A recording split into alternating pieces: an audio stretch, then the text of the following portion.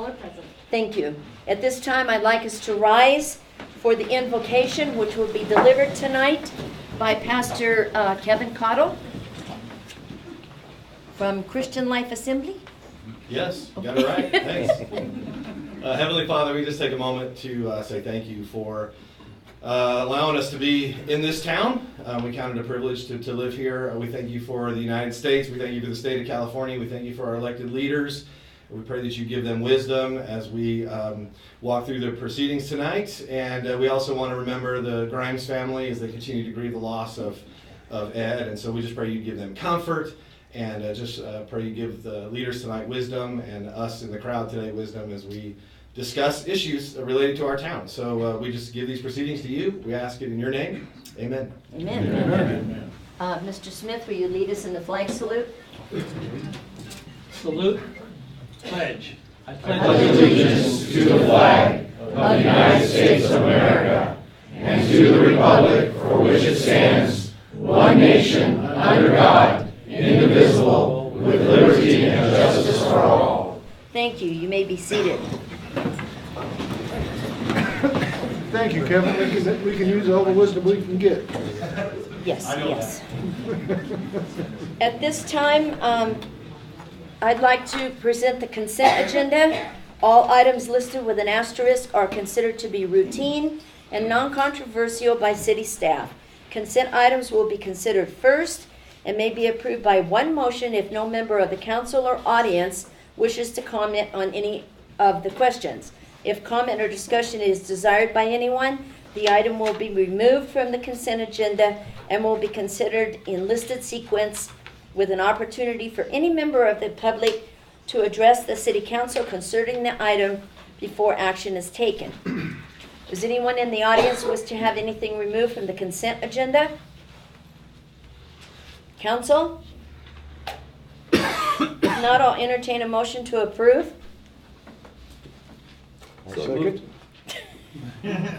Second. It's moved and seconded. All in favor say aye. Aye. Opposed? Let the record show it was a 4-0 vote. At this time, we're going to have audience comments, but those are for things that are not on the agenda. So if you came here for agenda items 10 and 11, as soon as public comments are over on other things, then we'll move to those. Is that okay? All right. City Council welcomes public comments on any items within the subject matter jurisdiction of the council. We respectfully request that the public forum be utilized in a positive and constructive manner. Persons addressing the council need to remember to state their name and area of residence. And if there are comments made to things that are on the agenda, you should make them at the time of the agenda item, or else you can direct questions to the staff or council, and we will either answer those tonight or direct them to the staff member who can answer them. All right. Public comments? Really quick. Thank you so much. All right. Let me put this out of the way. My name is Arthur Shopper. I'm from Torrance, California, in the belly of the beast, Los Angeles County, and I'm here with my friend Megan. First of all, I just want to say I feel so at home here in Kern County. I love this wonderful city. I've been here before. I'm glad to be here. And I was just really sad to hear about what happened to your beloved mayor. I had read about that. That really just strikes me how sudden that was. I'm very sorry for your loss. And, like I said, I'll keep it quick. And I'm so glad Trump is our president. Thank you. Thank you.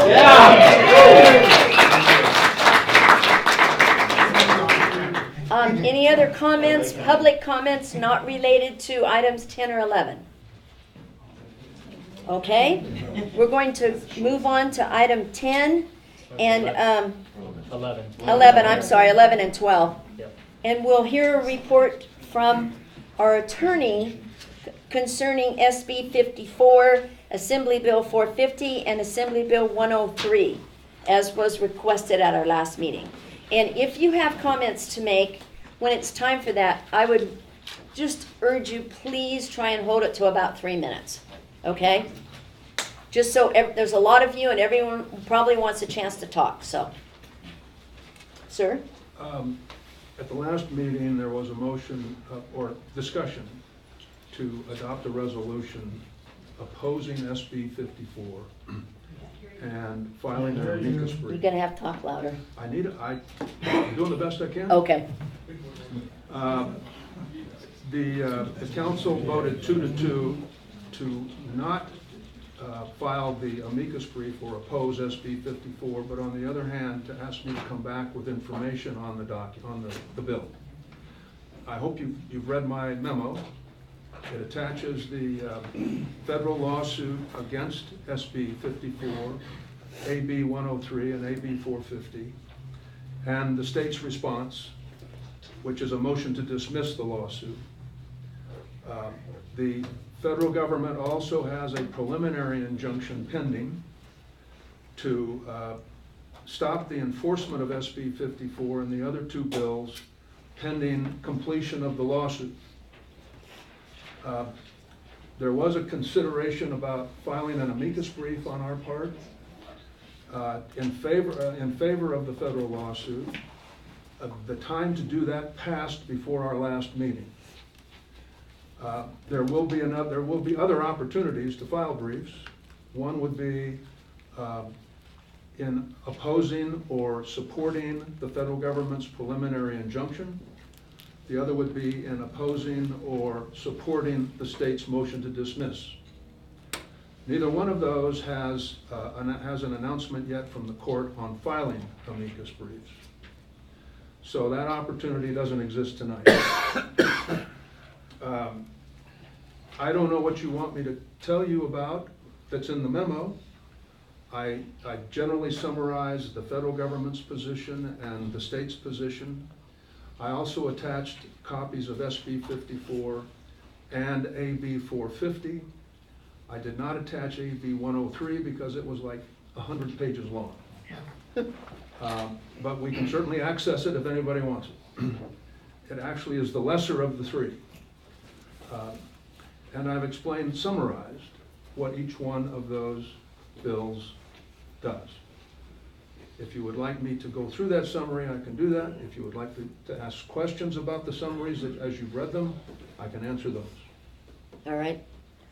And keep in mind, questions right now are just concerning the attorney's report, and the next item will be Councilman Hedke will be able to address that.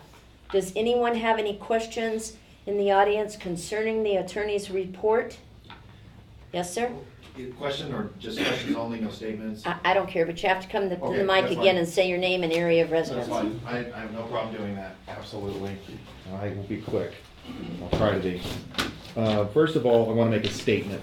San Diego County did file an amicus brief, and it's in reserve until the appellate level. So yes, you can, and it's already been done. San Diego County did it.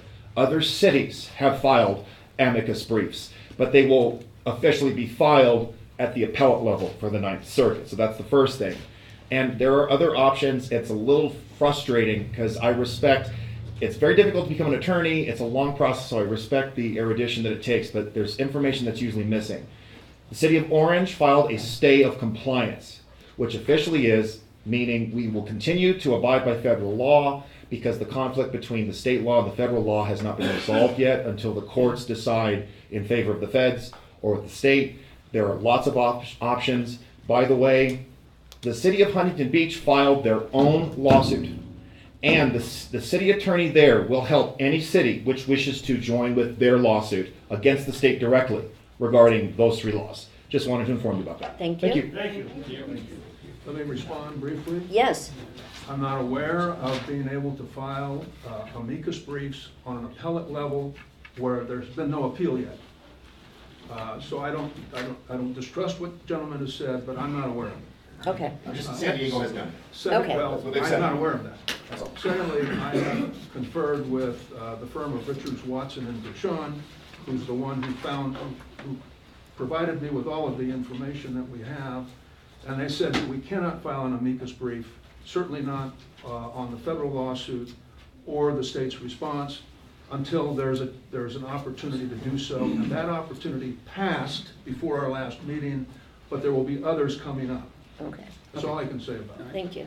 Sir? Michael Bigley, Tehachapi, Transparency and accountability in government.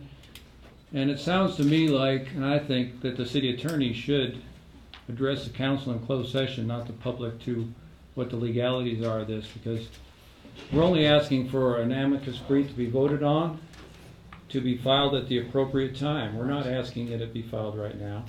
And basically, we're making a statement here.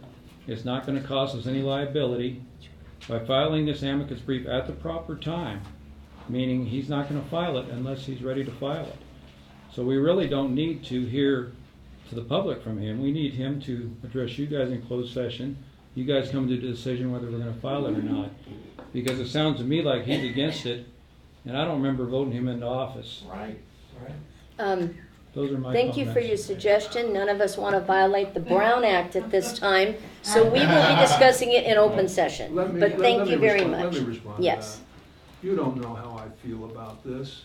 I don't think there's anything in my memorandum that indicates I support or don't support your position, what I understand your position to be. So I take offense to that.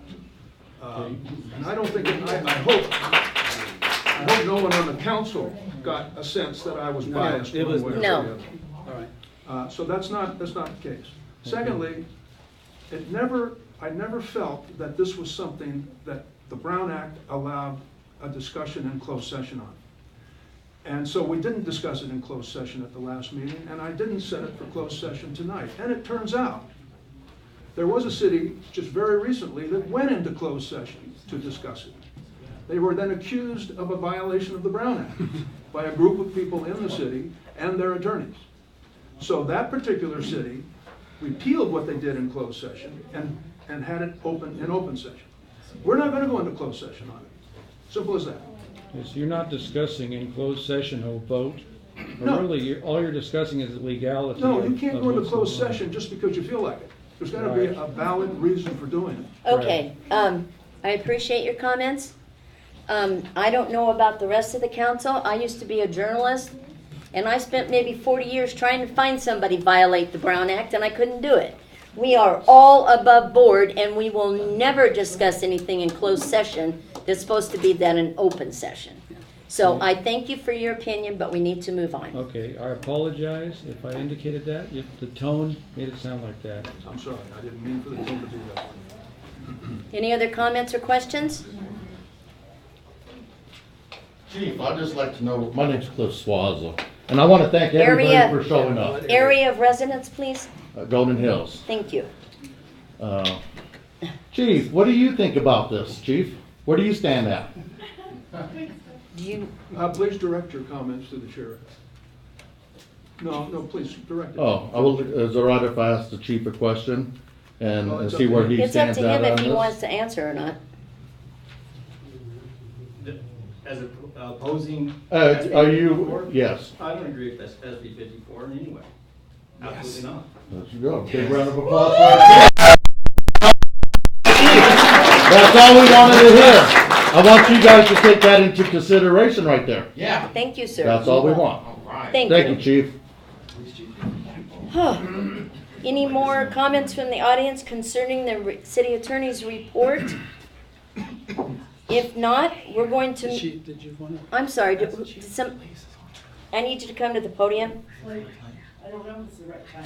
And I'm not sure. this is nothing to do with the agenda, but somebody in the back room who's on city staff, please turn on the air conditioning.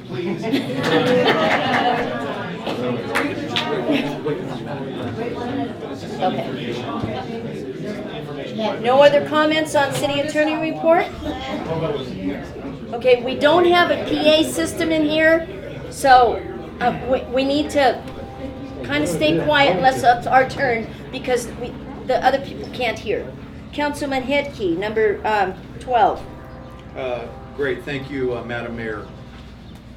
As most of you know, I took a firm position on this issue at the last city council meeting and attempted to get our group to come together and oppose SB 54 via the filing of a brief.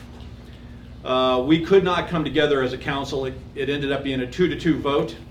However, the city attorney stepped forward and came back with some information that we needed tonight to better clarify what this situation entails and what we can legally do at this point as a council, as a city. First and foremost, for all of you Tehachapi residents, this council works for you. We take a lot of pride in doing what you instruct us to do. We have to live by that, and we try very hard to do it. Sometimes we miss the mark, but we usually get it right. With SB 54, it is my suggestion and my agenda item that we go ahead and request a resolution tonight to ask the city attorney to proceed with filing a brief at such time that he feels it appropriate at the proper level of court to make it very clear that the city of Tehachapi opposes SB 54. And we can talk a little bit more about this tonight. We stand for this, the flag. And, flag! well, and we also stand for law and order. And whatever it takes to respect this and to achieve law and order, we need to do. So I know there's a couple of other people that would like to speak tonight regarding this matter. One of our friends, Jonna Embry. Jonna, I'd like for you to come up and just tell your story. You have a very short period of time to do that. I can do that. All right, fantastic.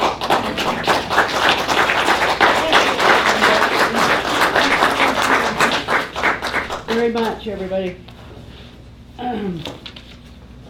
We're here tonight to strongly oppose California Sanctuary State Bill SB 54. Not only for our family, but for the entire community of Tehachapi. First off, we want to thank Councilman Ken Headkey for giving us the platform to speak here tonight.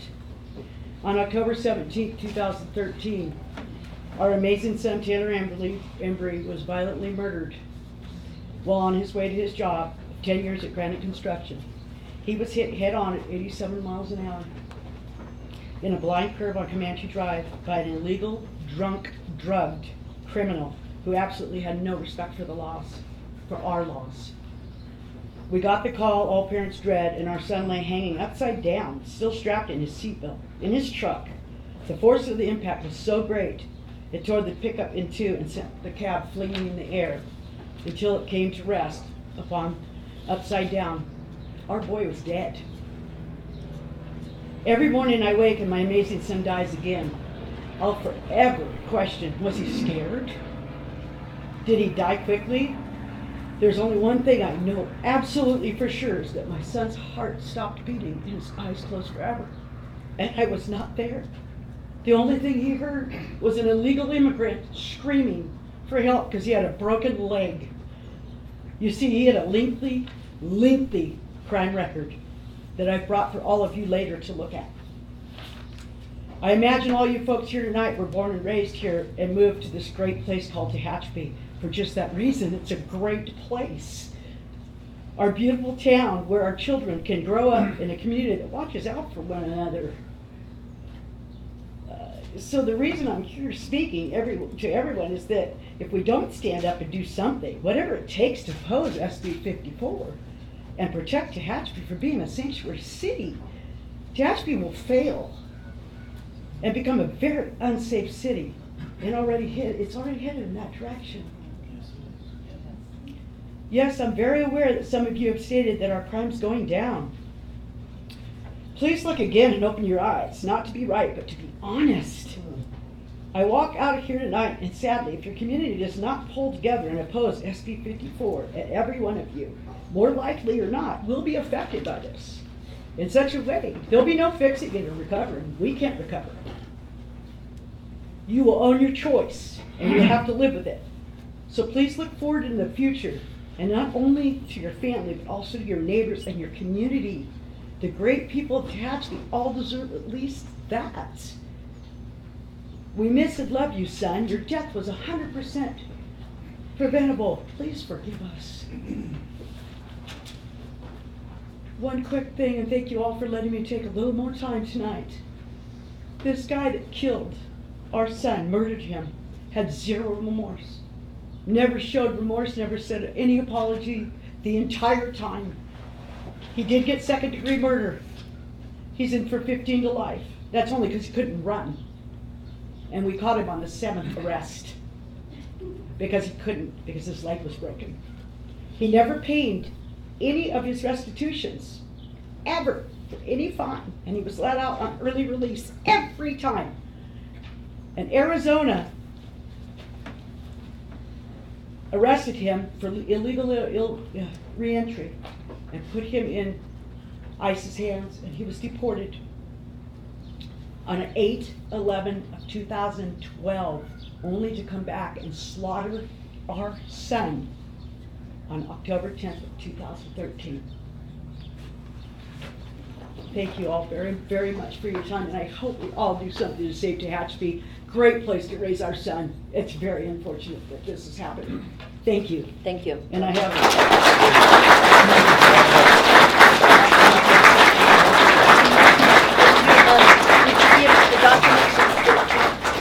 Thank you.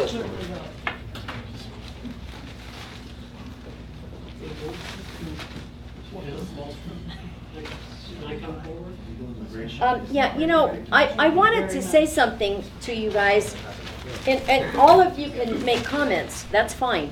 But I want you to know that the two of us who voted no last time voted no because we wanted clarification from our city attorney. We did not, at least my vote was not because we wanted Tehachapi to be a sanctuary city. So I just want you to be aware of that. We've got clarification from our attorney. I think that makes a big difference to us tonight. So, you know, we're kind of all on the same page. So, any other comments? Yeah. Yes? This is the 12th. Yeah, on item 12 still. My name's Alan Dean. I live in Golden Hills. I know a couple of the council members. When I was working on the high school here, they were building the subdevelopment across on the east side, and at one time, INS went in there on the north side and set a couple of trucks up on Highline. They ended up scooping up about 30 illegals. They deported them. And from what I understand is that if this becomes a sanctuary city, it inhibits INS from coming in and picking them up. Now, the lawyer probably knows better about it because I'm just using intuition about this. Could INS, if you got the that SB 54, could they actually come into Tehachapi and scoop up the illegals? I'll defer to the chief too, but my statement is this, you'll see that in my memorandum. If any undocumented alien immigrant has been convicted, as apparently the one who, the lady who tragedy lost her son, had been convicted of violent crimes in the past, or misdemeanors that could be charged as felonies, or a non-violent felony, they can be deported. Okay, but It's only if they are not convicted of that laundry list. There's a laundry list of crimes that they can be deported for. Okay, but can INS come up here Well, without first of giving all, it? nothing's on the agenda to become a sanctuary city. All we're doing here is considering whether to oppose the law which makes the state a sanctuary state. Because as a guy being in construction, I'd like to see the jobs stay here in Tehachapi. This companies, construction companies, they just imported these people from wherever. And the INS came up that one day, and you should have seen about 40 people running to Highline when they came up that street. Anyways, that's all I got to say. Thank you. Chief, did you want to respond to that? What SB 54 does, it's not going to prevent ICE from coming into our community, okay? What it does is it prevents law enforcement agencies such as ours from collaborating with these federal agencies and releasing specific information to those agencies and working on task forces with ICE. That's what SB 54 does. So if ICE or INS or one of these other agencies, federal agencies, wants to come into our community and enforce immigration laws, they can still do so, okay? And SB 54 was passed, and it is law now. It is state law. So, does that answer your question? Hopefully. Thank you. My name is Susan Scholler. I am a resident of the city of Tehachapi. I live over on D Street, and I am the city treasurer. I was here at the last council meeting, and I appreciated what Councilmember Hepke put forth. I know that the 2 no votes were not stating they were against, filing something for against SB 54. It was simply to say there was not a resolution on the agenda, and please correct me if I'm wrong, that they wanted more information about SB 54 to make sure that before we put something in writing in a resolution that we understood what we were doing. The recommendation to file a brief, we were told we were too late for that, but there was also a discussion about possibly joining someone else's, or apparently there is some additional opportunities later on. Filing a brief would cost us, I believe, $30,000. So Mr. Schroeder was also going to look at cheaper ways for us to maybe hop on with someone else's. I did not leave this council meeting thinking that all 4 of our council members weren't in agreement in wanting to keep Tehachapi the way it is and wanted to oppose. They just wanted more information, and they wanted to be able to have an actual resolution that they could adopt. Thank you. Thank you. Any other comments? Yeah. Let her, and then you're next, okay? Hi, my name is Allie Cook. I'm a resident of Bear Valley. I moved to Tehachapi from Texas about a year ago. I want to say thank you for letting me have the opportunity to speak to everybody, or in Texas say all y'all, 3 or more people. I just wanted to say for the record, my wife was destroyed by a drunk driver who was a 6-time offender. It was roughly about 75 miles per hour head on. I had my husband driving. I was front passenger. I had my 1-year-old in the back seat and my 3-month-old. Because the drunk driver hit my family, I lost my little boy. And now I just have 1 son, and I will never have him back. This is something that's very hard for me to talk about. It's something that I'm very passionate about, getting drunk drivers off the road, and I'm also very passionate about getting the illegals off the road. By becoming Sanctuary City, y'all that vote yes for this are just criminals. The man that hits me, that hit my family, that destroyed everything. Thank you for this opportunity. Thank you. Sir? My name's Kerry McKee, and I live in Golden Hills. And I was just wondering, how did it come that the date to file passed? Wasn't it known that that was the date and action had to be taken? The date passed on April the 9th, long before this ever came up to the city. Yeah. So it wasn't something we just delayed and it went past us. By the time Mr. Hepke put this on the agenda and anyone became aware of it, it was long since passed. Okay, so nobody knew the date when it was supposed to. Well, we weren't even paying attention to it, no. Okay. Thank you. Anyone else? Law Professor Barbara Reynolds, Tehachapi resident, 45 years, Honorable Mayor Pro Tem and Honorable Council members. I'd like to make the record and say that SB 54 should be opposed. Immigration is a federal jurisdiction issue and not state, but be that as it may, stand on the record to say, with all due respect, oppose SB 54. Thank you. Thank you. Anyone else?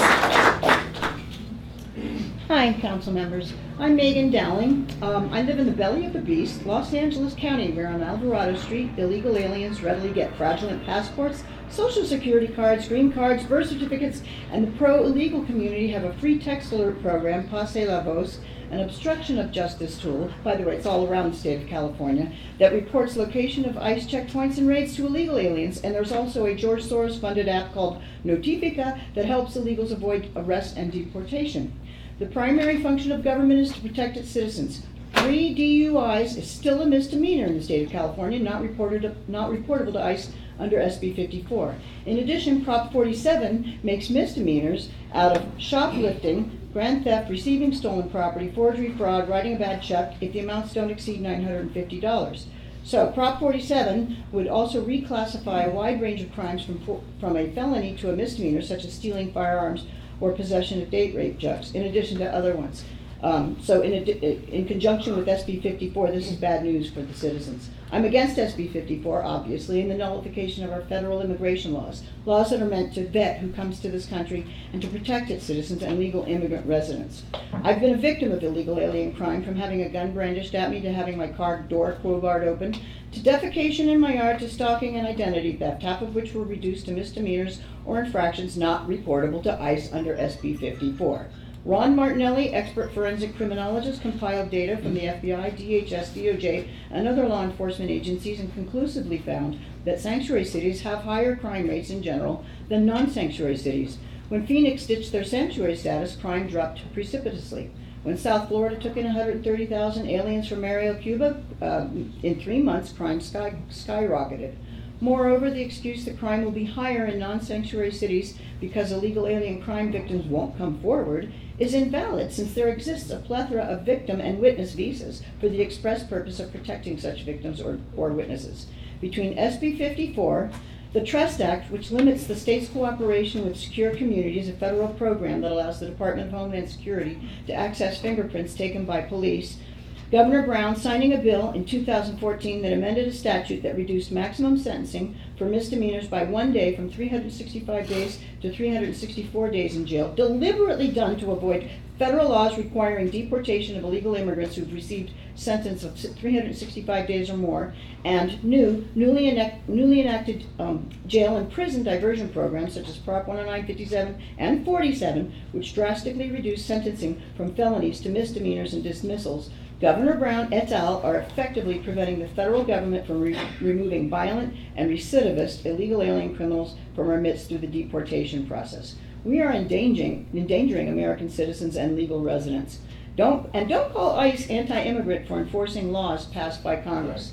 I therefore respectfully request you uphold your oath of office, follow the rule of law, and adopt a resolution opposing Senate Bill 54, because all Californians are affected by this tyrannical law. Thank you.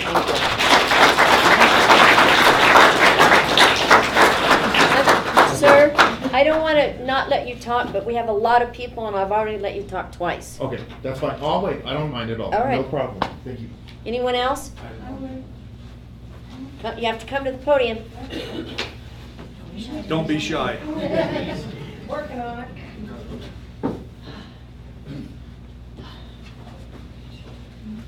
Hi, my name is Shari Taylor, and I live in Stallion Springs. I've lived here for 22 years. And very recently being about 2 years ago, I got a notice in the mail saying that my youngest boy, Jordan, had applied for welfare and food stamps. This was a real neat trick, considering my Jordan was killed in 2003.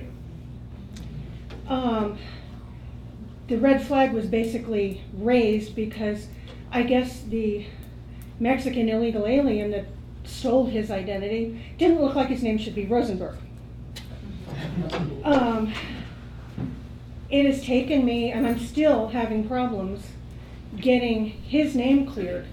He was only 10 and a half when he died.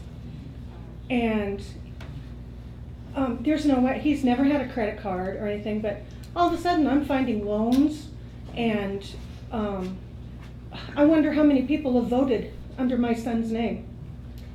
And when I tried to take these people to court, we were not allowed to talk about how they were illegal aliens, because this is a sanctuary state. So we weren't supposed to talk about that. So these people got away with a slap on the wrist. I think it was, they called it illegal use of personal information. They didn't do anything to them. They're probably still trying to do it to somebody else.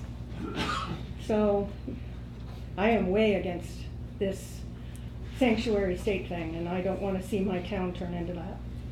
Absolutely not. Thank you very much. If I might make a suggestion. suggestion, those of you who want to talk can kind of make a little line and then you can move faster. Go ahead, sir. Hi, my name's Scott Gray. I'm only a resident of Tehachapi for about 1.5 years now. I have one question for you guys. Please help me protect my wife. I love her very much. And I need your help personally to eliminate the sanctuary city stuff. Because I don't know how I'd react if somebody got out of jail, went to my house, killed my wife. So please help us. Please. Thank you.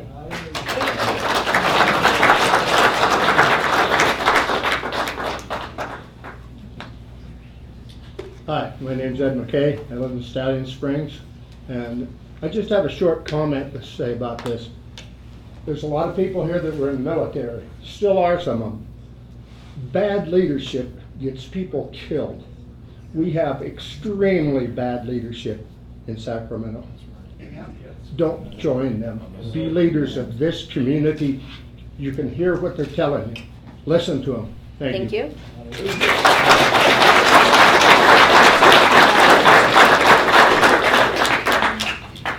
Hi, my name's Randy Dregu. I live in Bear Valley Springs. I've been here since 2002, retired military. I went to file my taxes 2 years ago, and the IRS sent me back a letter saying you can't e-file because a non-citizen had stolen my wife's identity. So we had to go through a long paper process to file our taxes to a special fraud division with the IRS, and you know, I understand that this council can't manipulate state law. Sacramento's dysfunctional. We know that. My question for the council is, I want to know your position. I know you can't fix state law, but you can share with the people what your position is on these issues. Once we know your position, we can make decisions about who to vote for, who to support, where we want to live. So I simply want to know all your positions. I'd like to see you all come together and make a unilateral decision on this. So thank you. Thank you.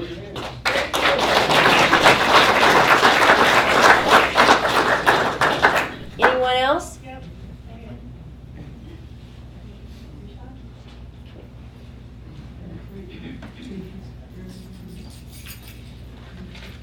Susan Forrester, lived in Tehachapi for 18 years. I stand before you as a person and my husband, my late husband. We went through the fees and the process of getting me to become a permanent legal resident.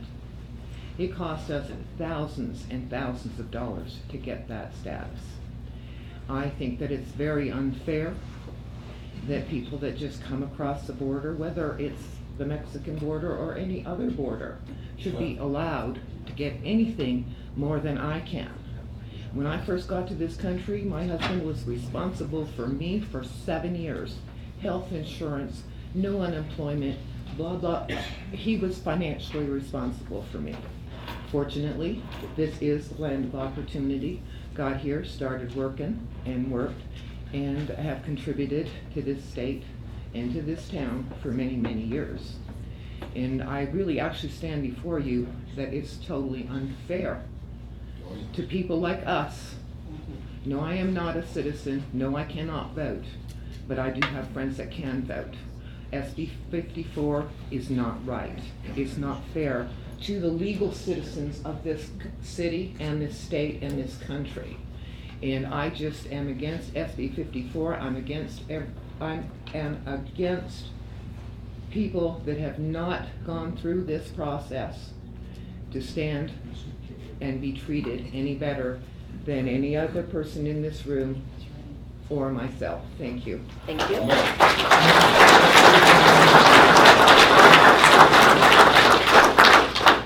Anyone else have any comments? Whoop. George beat you to it. Sorry, Carl. Go ahead, George. Good evening. I'm George Sandy of resident about 25 years now in Tehachapi. Enjoyed my stay here, and I want to unequivocally state that I'm in full support of the federal mandates. And I'm also ready to hold my tongue to see how uprisings like this on the part of our state government play out. I'd first ask a question of our city manager, Mr. Garrett. Does the council members... Direct your comment to the chair. Yes, you can address Mr. Garrett. Does the council members have free and open access to legal counsel from our city attorney? Yes. Yeah. They can call me anytime they want to. And for the attorney now, I want to ask, does any member of the council here seek your legal advice on handling this idea of amicus curiae or a letter against the state's mandated bill? They addressed it at the last meeting? That was the reason for his report tonight. Okay. Not individually, No, but as a as a council. That's what I wanted to know. If the council has, primarily, if they have free access to utilize your talents. Well, they have free access, but the city has to pay for it. So let's make that clear. If anyone calls me, then I'm billing the city for it. That's why we do it in open session.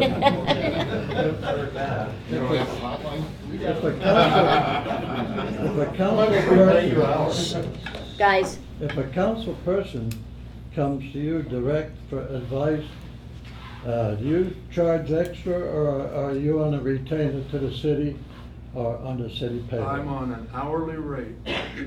So if anyone calls me, a council member calls me dealing with something about a city matter, okay, that ends up being charged to the city at the end of the month. Okay. Well, that's the course I'd recommend it. I just wanted to reassure myself that's the way it works. Thank you. My name is Paul Garrett. I live, I work, and I did work in the city of Tehachapi. I've been here 41 years. There's 58 counties in this state. 7 of them, which includes Los Angeles County, has all the votes. The rest of us have to go along with LA County, who brought this to the state, along with some of the other counties. If you're not liking the SB 54, at 7 o'clock tomorrow morning, the polls open. There you go. And this is the time to vote your conscience. If you want to vote for whoever wants this, then that's fine. But if you're there, the rest of us are people who live in Kern County, well, vote for who you want to be governor, and who you want to be senator, and who you want to be the representative, and the rest of the election. You have 27 people running for the governor. Choose the right person. And as long as you're there at 7 o'clock in the morning, I'll stay open until 8 o'clock at night. If you have a ballot, you do not have to take it to your precinct. I don't care if you live in Los Angeles County. You can take your ballot to a precinct in LA County or in Humboldt County. That's the new law. And if you cannot make it inside the polls, let somebody know. 2 of us will come on out to your car, let you vote. If you lost your ballot, please fill out a pink ballot. It's called a provisional ballot. And then you can vote. So if you have not registered to vote, please go down to Kern County Election Office in the morning or sometime during the day. You can register your vote only there if you have not registered to vote. And your vote will be counted as a provisional ballot. So I'm asking everybody, please go vote for your choice of governor.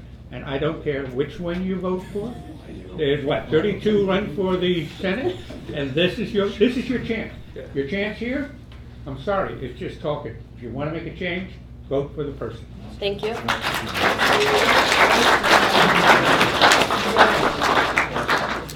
Any other comment? Vote for Gary Brown, right? We all got that.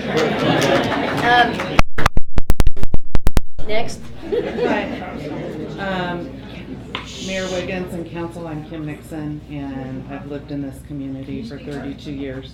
I don't think that there's anyone sitting up here that isn't in opposition to the bill that's being discussed tonight. And I think that it's important also for the audience to recognize that this council only has authority over the city of Tehachapi and the limits of that city, the city limits. The rest of the area up here in the county is your board of supervisors.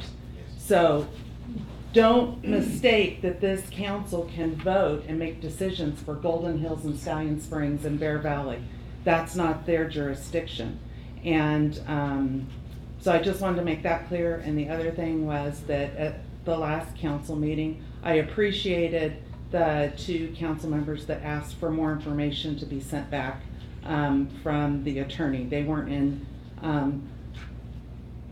saying they weren't supporting what you were bringing forward, Ken. They were just saying they needed more information. So thank you for bringing this to the forefront. Thank you. Any other comments? I've already let you speak once, so. Okay, but this would be twice. You have 2 times. Okay, I know, but don't dilly-dally. I'm not going to dilly-dally. I just want to know for us to move forward, what's it going to cost us? What's it going to cost us to move if we all come into agreement on this, right? What's it going to cost us to move since we missed the deadline now? What's it going to cost the city of Tehachapi? Deadline doesn't have anything to do with it. We've been through this at the last meeting.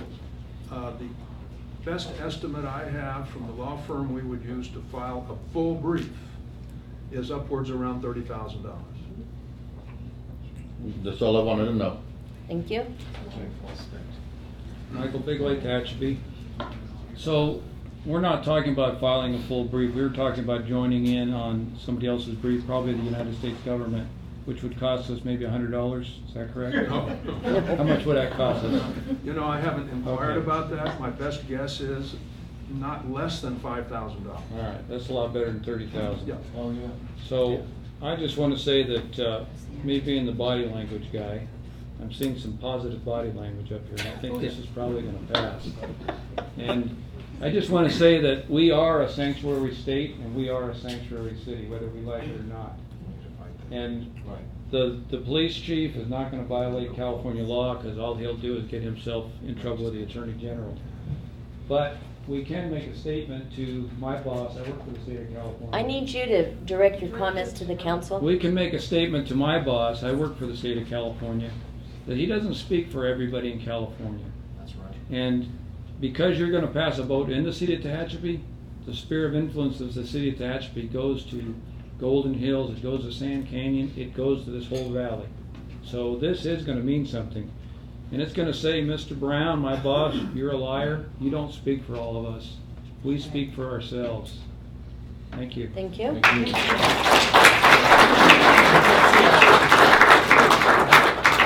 Any other comments? let me- You've already come up here twice. Very briefly. I drove 2 hours to be here. I That's know, how but committed I am. Thank you. You know, I want to make it, my name is Arthur Shopper from Los Angeles County, where this rot started with Kevin De Leon, who's running for Senate, so I'd advise you not voting for Kevin De Leon if you need some advice there. I drove 2 hours to be here because I am so committed to seeing this perverse, unconstitutional law fought at every anchor, from city to county throughout the state. That's how committed I am to this. We are a sanctuary state. This affects all of us. Because you're taking this stance, that means more cities step up and fight this. Okay, Jerry Brown is not California. We are California. Okay, that's something to clap for.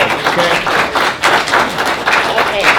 And I know mothers who have lost their children also, just as Joanna here talked about. Agnes Gibney, her son was gunned down by an illegal alien gangbanger. Ruben Morphine, a 13-year-old boy, was executed by an illegal in Salinas, California, for saying the following: I am an American.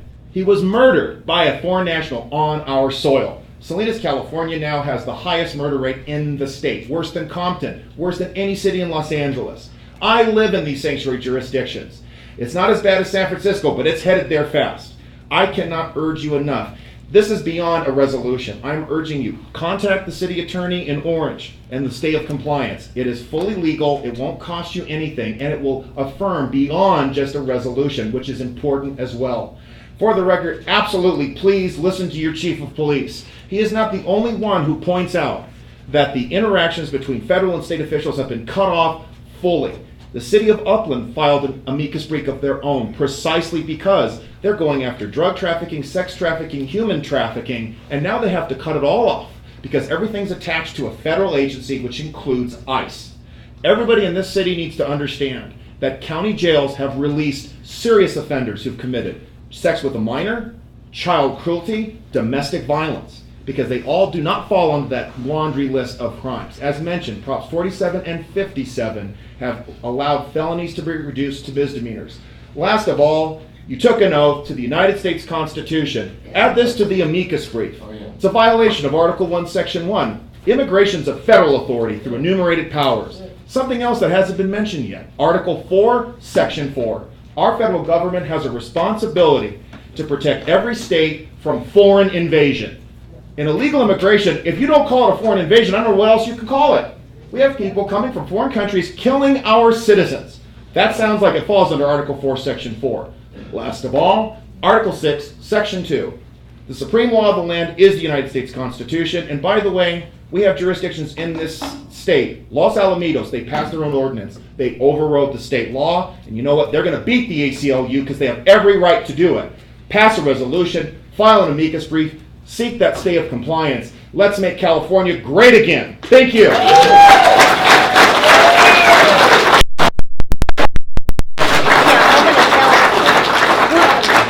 We're going to continue and we're going to vote, and y'all might be happy, but we need to move on. Mr. Hedke. Okay. Well, thank you. I appreciate all of the discussion tonight. If there needs to be any clarity on how everything happened at the last meeting, that recording is available, just to make it absolutely clear on what was said at the podium by a couple of individuals. However, notwithstanding, I believe that all four of us are on the same page tonight, but we will determine that in a second. I'd like to hereby read the following resolution, which was actually included on the agenda item at the last meeting also. It has been modified slightly to reflect some of the information that the city attorney gave during that meeting last time. But let me go through this and let's get this in front of our group up here. A resolution of the City Council of the City of Tehachapi, California regarding the California Values Act, whereas the California Legislature passed and the governor signed into law Senate Bill 54, Chapter 495, Statutes of 2017, which may be cited as the California Values Act. And whereas on March 6, 2018, the United States Department of Justice, the DOJ, filed a legal action against the state of California, citing provisions within SB 54 and two other new state laws as being in violation of the United States Constitution and acts of Congress granting authority to the federal government to regulate matters related to immigration and the United States Constitution's Supremacy Clause. And whereas several jurisdictions in California are challenging the authority of the state of California to mandate local government action over subject areas that historically have been within the purview of local jurisdictions related to law enforcement and interactions with the federal government. And whereas the city of Tehachapi is a California municipal corporation under the general laws of the state of California, and whereas the city of Tehachapi provides law enforcement services known as the Tehachapi Police Department with the chief, thank you very much, chief, and whereas oversight, direction, and policy setting, the provision of law enforcement services are provided by the Tehachapi City Council. We make those decisions that drive our police force. We do that in-house here in the city of Tehachapi. The chief has to abide by the laws of California, but we establish our own rule.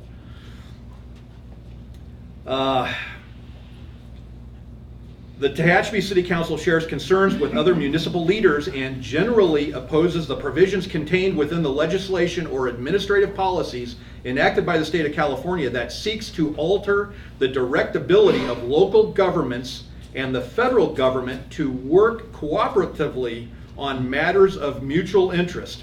And whereas the Tehachapi City Council shares concerns with other local government leaders that provision of local law enforcement services should be a matter of local control and determination. Now therefore, the City Council of the City of Tehachapi does hereby resolve as follows. Again, we have to vote on this. The Tehachapi City Council is opposed to provisions that conflict with the federal law in Senate Bill 54, Chapter 495, Statutes of 2017, and urges the California legislature to repeal those provisions. Section 2 of that, the Tehachapi City Council directs the city attorney to research the most effective means to file the brief in support of the United States in the case of the United States of America versus the state of California, Mr. Brown and Mr. Becerra, related to Senate Bill 54 at a point determined to be most appropriate. And I think it's very, very important. There were dollars that were thrown around tonight. We heard $30,000 as a high mark. We heard $5,000 as a low mark.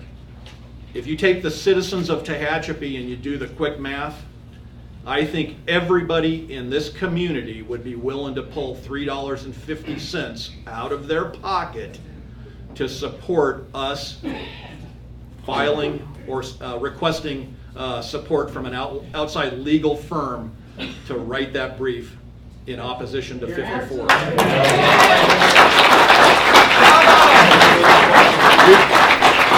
I'll throw in 50 and I'll throw in a 6-pack for you guys.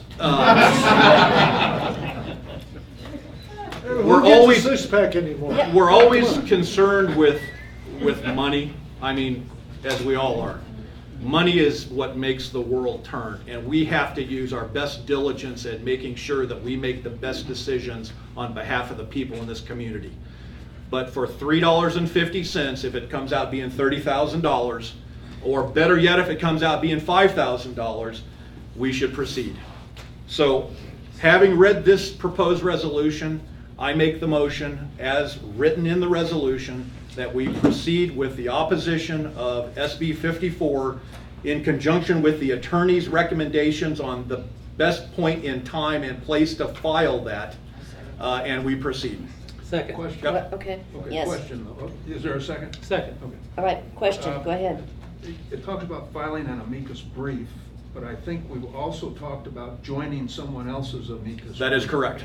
And Attorney Schroeder, I will leave that best avenue to you. You are the expert on where we can get the biggest bang for our buck. Can we amend your resolution to say, file an amicus brief or join another amicus brief in support? Absolutely, without hesitation.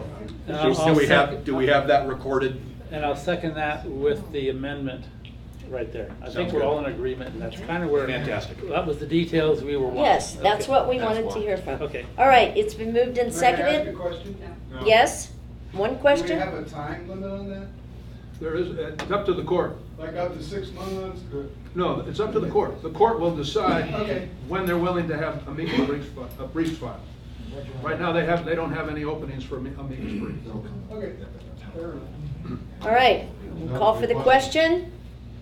It's been moved and seconded. All in favor say aye. Aye. Aye. Opposed? Let the record show it was a 4-0 vote.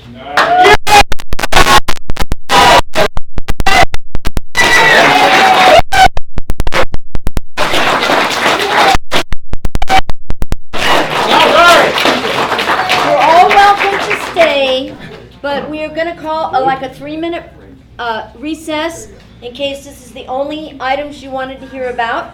You're welcome to leave. You're also welcome to stay. Thank you. Is that what you're going to tell me? Good job, council. Thank you very much. Thanks. You gotta go, we're gonna grow the love. I don't dislike you.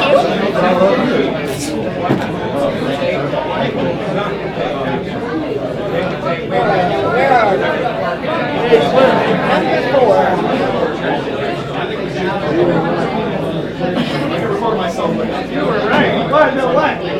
Okay.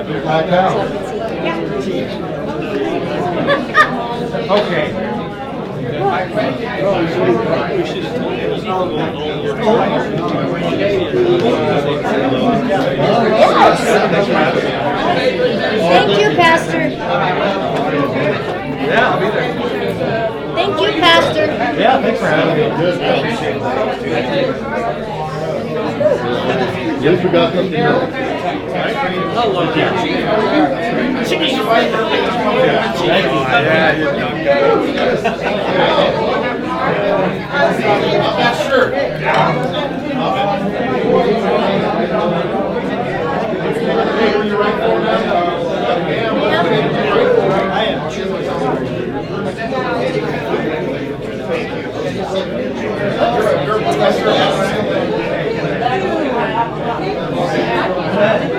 Thank you, council. There you go.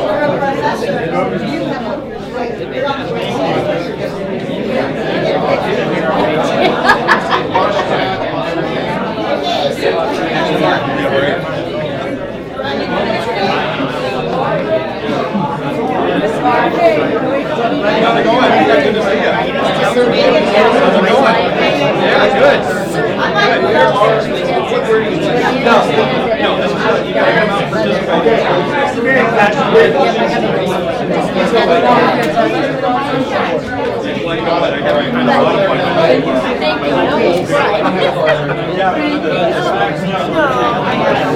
Shared it with everybody. This is really last I got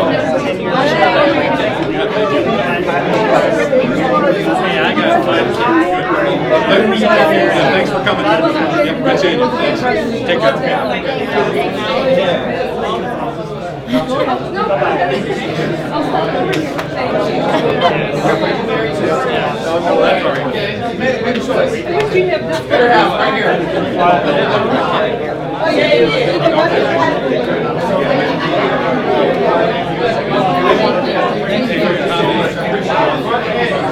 This is like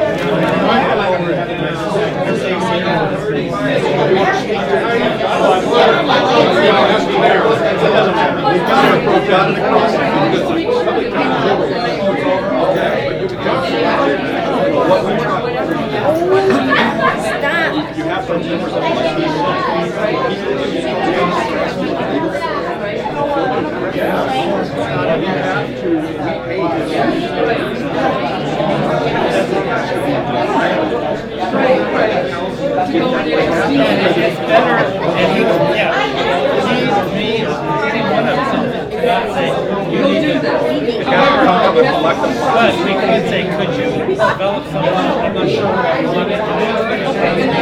And bring it to the full council.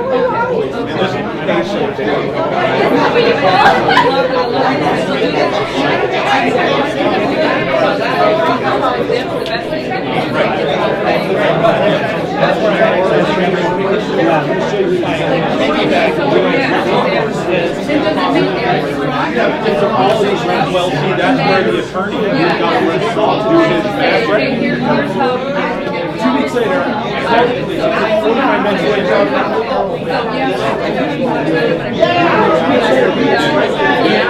Excuse me, the council meeting, could you please say more on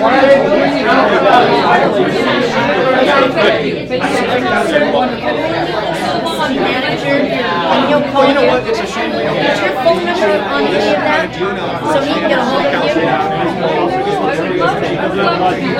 All right, that would be great.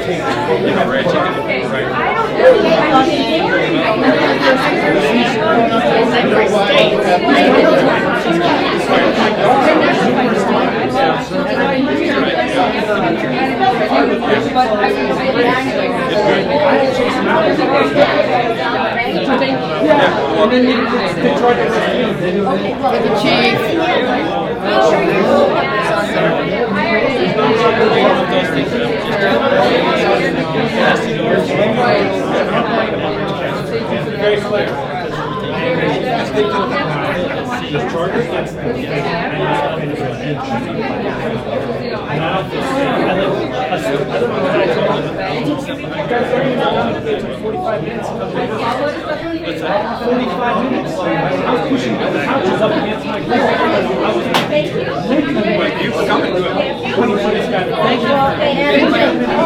What's your name? Thank you. Hey, lady, how are you? No, it's you. I have to go over here. I can't do that right now. Yes, and it's annoying.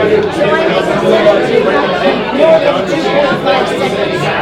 I was and that if I called them again, that they were going to be I can see it. Yes. He's the same age as our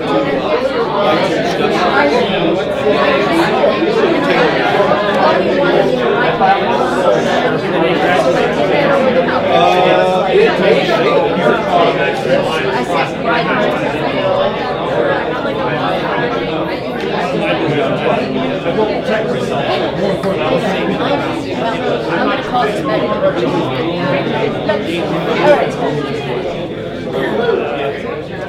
Are you ready? I think he was 26. He would have been a freshman. Meeting back to order. And I believe that we're on item number 4. Somebody please correct me if I'm wrong. That's correct. I'll go for it. Okay, City Clerk. All right, so before you have the item regarding the vacancy of Councilmember Grimes' seat. So because of the timing of his death, you have a few options. Either way, it will go to the election in November, but you do have the option to either appoint in the interim, or you can leave that seat vacant. Our recommendation right now is that you direct staff to publish a notice of vacancy and appoint. More than likely, it would probably be the first meeting in July to appoint. We could get that in the paper twice, and that way we could get it online, our website, so forth. So anyhow, at this time, I'd like to recommend that you direct staff to publish a notice of appointment for one member at large to the Tehachapi City Council to fill the vacancy created by the passing of Councilmember Grimes for a term to expire following the declaration November 6th, 2018 election. Okay. Any questions? Questions from the audience? Yeah, I got a question. Michael Bigley, Tehachapi. Can you give me your area of residence, please? Sand Canyon. Thank you. And what I'm curious about, since we got districting now, and Ed Grimes was in a specific district, how can it be that we're going to appoint somebody at large to take his position? Why are we appointing somebody from his district? So, I can answer that. So yes, currently, all of our council members are still at large. We are in the process of transitioning to districts. The 2018 election here, which 3 council members are up for election, those will be the first 3 districts to transition to the districting. Meanwhile, the council members that were up for election in 2020, which is Mr. Heckey and would have been Mr. Grimes, they're still members at large until that election. In 2020, that's when we will make the final transition. So Ed Grimes' seat will remain at large until 2020. So then why couldn't, because it's not, everybody's at large, why couldn't anybody run in all these seats that ran before that you districted? What I'm saying is I think that the council probably has the power to get somebody from Ed Grimes' district. I don't think they have to pull somebody from at large. And I think it should be represented by Ed Grimes' district. So that's my point. Thank you. Any other questions or comments from the audience?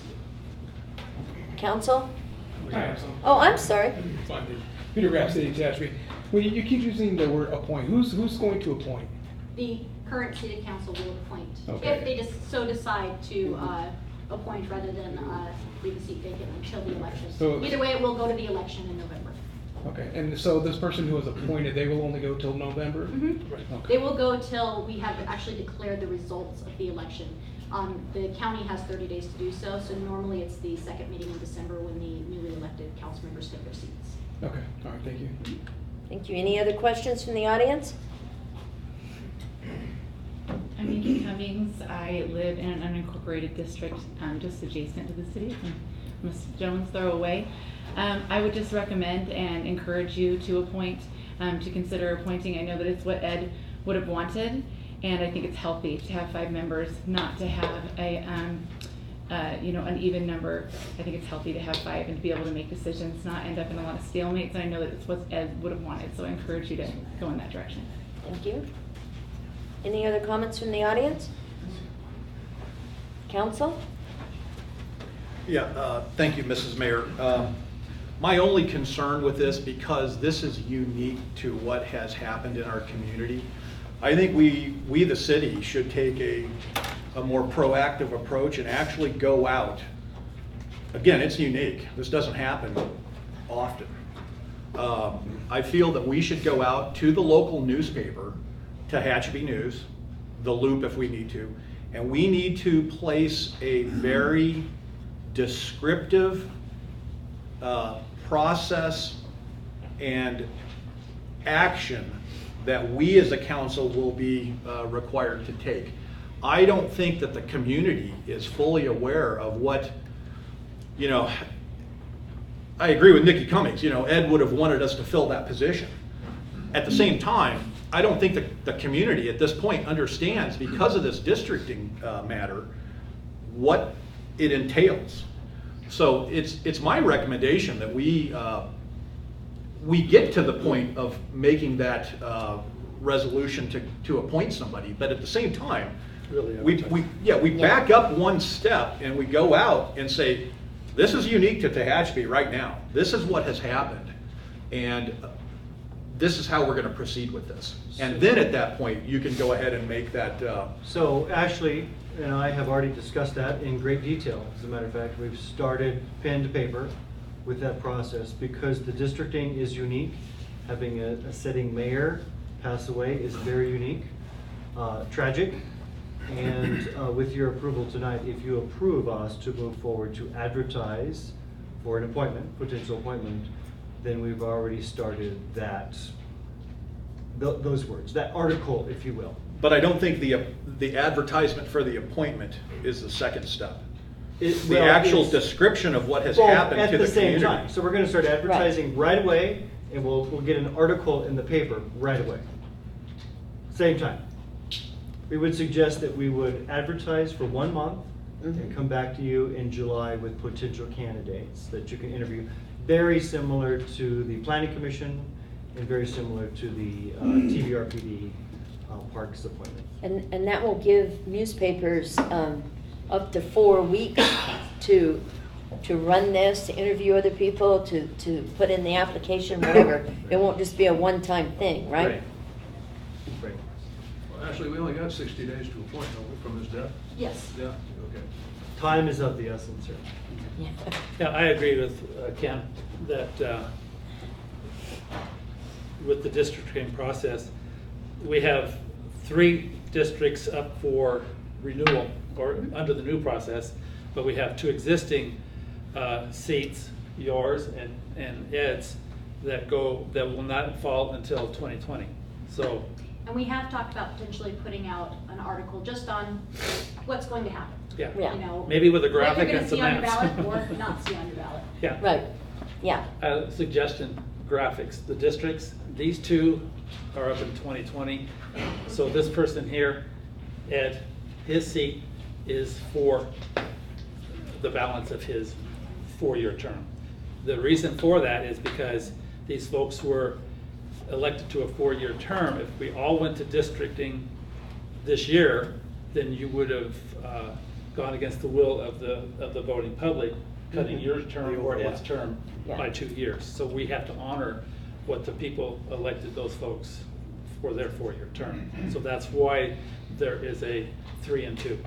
So I think that it's clear to us maybe, but it's just so people on this particular, in November, to fill his vacancy for the following 2 years, it's going to be the at-large for 2 years.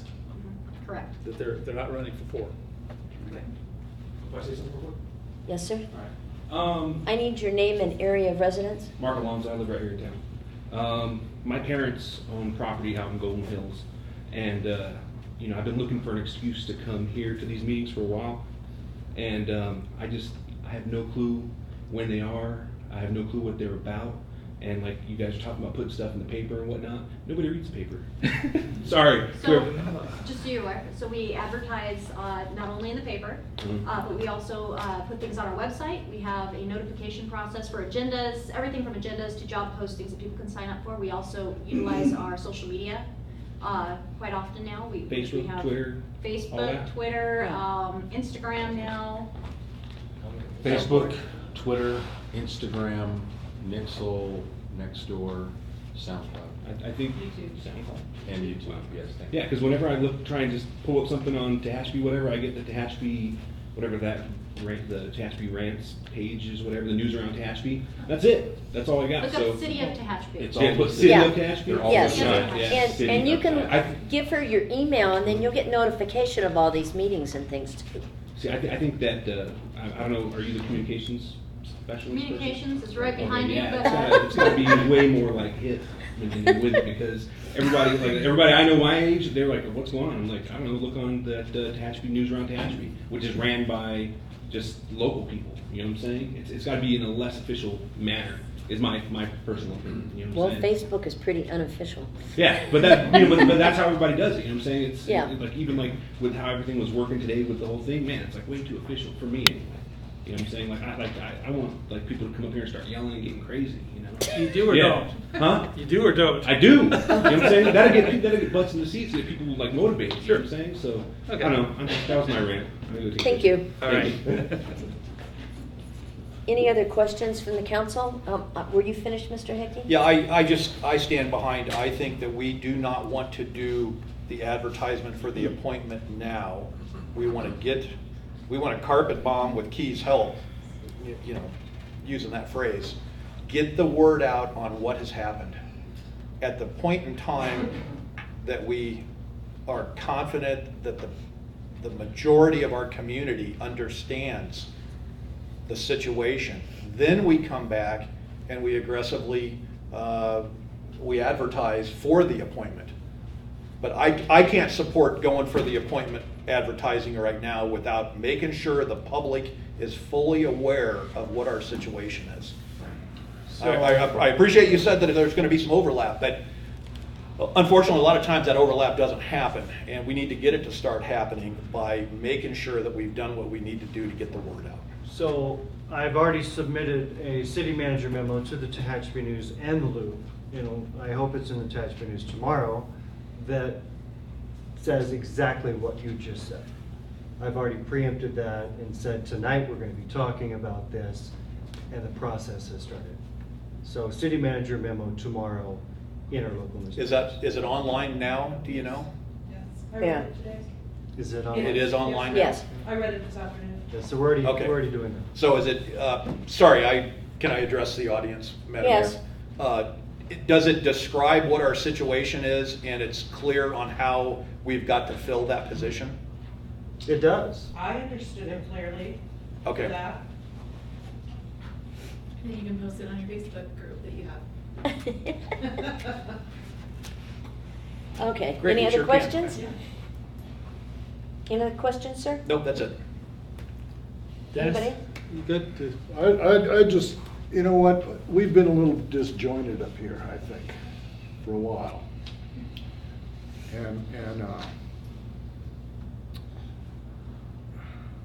I'm not so sure that filling that fifth seat is a good thing to do right now. You know, I don't know why we can't wait a little bit for it, but it seems like this could possibly make us work together better, because, yeah, I mean,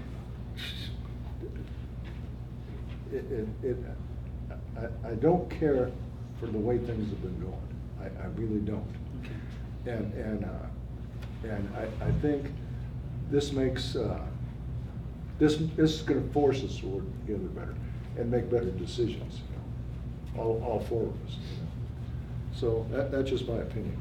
No, we have to do something within 60 days, though, you're aware of that, right? Right. What, We can't go to November. Or what? if we don't appoint within 60 days, we can't appoint.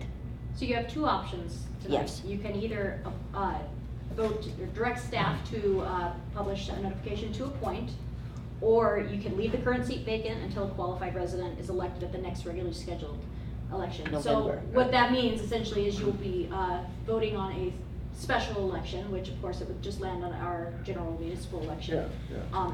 And leaving that seat vacant. And I don't know why we couldn't do that. I don't know why we couldn't just let the people, why should we appoint when we can let the people appoint, which is exactly the way that our system works.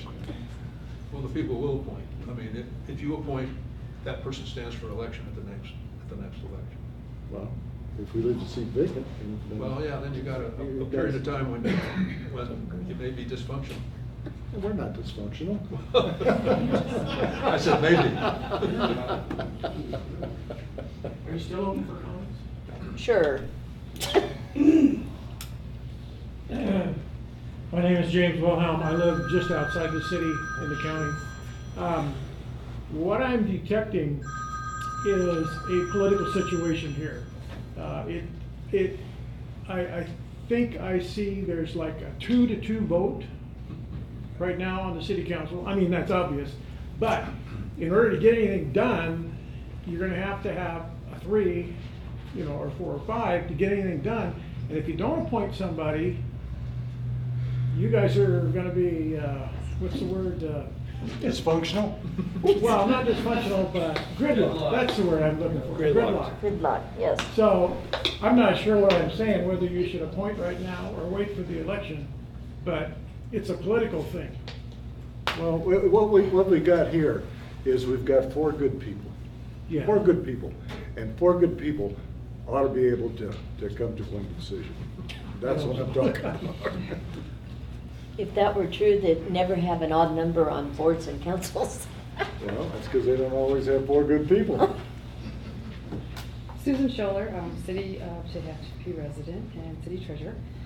I'd just like to say, I think you should appoint someone, because I don't think that's fair to the people who voted for Ed. Because they voted, and tragically we lost a member of the council, and you are all wonderful people, and I appreciate all the service that you guys give to the city. But I don't think it would be fair to the residents who voted. So I would ask that you do appoint someone. Thank you. Thank you. Any other comments from the audience? Council? Well, I think if we go ahead and move forward and advertise, and let's see, there might be someone the 4 of us could agree on, Dennis, as candidates. Well, that would be fine, Phil. So let's see what we get for candidates, and maybe we could have a 4-0 vote, like you say. That would be our first test of exactly what you're saying, working together as 4 good, honest working people for the city to provide for that 5th person. That would be the test of someone that would step up and say, we all agree that person will fill Ed's shoes. Okay? Let's see what we get. So I'll make a motion on staff's recommendation. Hang on a second, Phil. And then that the advertising and what Ken is asking for is a very complete and broad-based explanation. And it's out there, but it's going to take 30 days anyway to start getting people to apply or whatever they want to do. So I think we have enough time to get it out there, and while it's going, 30 days should be enough for people to digest what we're doing. And I think it's good to have 5. If you're absent, now it's lopsided. If I'm absent, it's lopsided, the way we're going. You know what I mean? If we could come up with, like I said, Dennis, I agree with you. The 4 of us should be able, I hope it's 4-0, whoever we pick. That would be great. Yeah. You know what I mean? So that would be my motion on staff's recommendation. I have a second. Dennis, for clarification, Madam Mayor, Dennis is computerless, unfortunately. The battery died many moons ago. Option number 1 is direct staff to publish the notice and Ashley said this, but I'm gonna say it again, because I don't think that you caught the second part, or option 2 of what I'm she. Polish, it could be that way. Direct staff to publish a notice to appoint one member at large to the Tehachapi City Council to fill a vacancy created by the passing of Councilmember Grimes for a term to expire following basically the next election. Option 2, we do nothing now and we let this go to the election, and then the people get to vote again on what. Kind of what I was talking about. What's your thought? Okay, so you understand there's 2 options Yeah, that yeah. Ashley is presenting. What's your thought? But my thought is exactly what you said. If we could come up and have a 5-member council for just another 6 months or less, I think it'd be good for the public, for Ed, for the sake of Ed, that we fill his shoes. And if we don't have an agreement, if it's 2-2 on a candidate, we move toward November anyway, right? November anyway. So it should be someone that we could all agree on. So I think we could do that. What's your thought, Madam Mayor? Well, I'm busy having an allergy attack, apparently. So I would like to move to a point, and I hope that we could all 4 agree on someone. And because it's just difficult to have a 4-member group, because there's some things we want to accomplish, and we can't always accomplish them because it's a 2-2 vote. And the reason they set those up for odd numbers when they create these boards and councils is so that you can have a majority vote. So You bet. I would be happy with appointing. Ken? I would lean towards letting the people make the decision. Let those people make the decision and not the 4 of us make the decision. It's the people's choice on choosing who they want to represent them.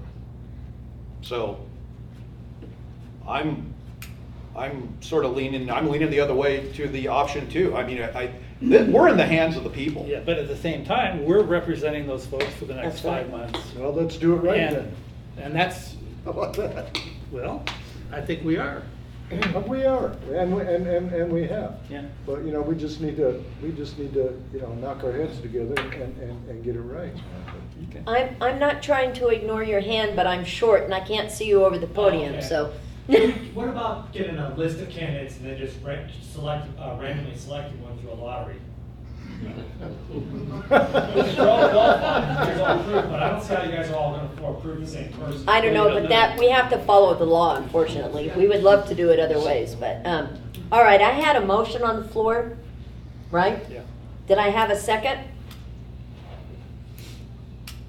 I'll second the motion for argument's sake. All in favor, say aye. Aye. Aye. Opposed? Opposed. Okay.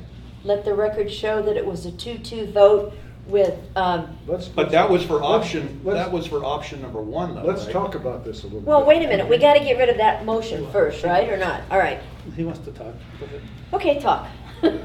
Discuss. Let's just hang in there for a little bit. Ed's been gone for a short time. And I think we need to discuss it a little bit, Let's 4 of us to get together and discuss it all, And we got 60 days. Okay. We gotta discuss it in open meeting though. That's fine. That's fine. We're doing it now. Well, what I don't understand is why does Ken say, let's go with option 2 and we'll let the people decide? The people are gonna decide either way. Right. For sure. Yeah, I mean, you can appoint, and that person's gotta stand for election. At the next election, the people are gonna select, no matter which option you take. But they don't get to select in the appointment process. Well, yeah, they do, at the next election. At the next election, sure. Just like option 2, at the next election, it gets appointed. It pushes the option out to the election date, however. Well, that's what you're saying. Option Yeah. 2 Right. runs it out at the election date.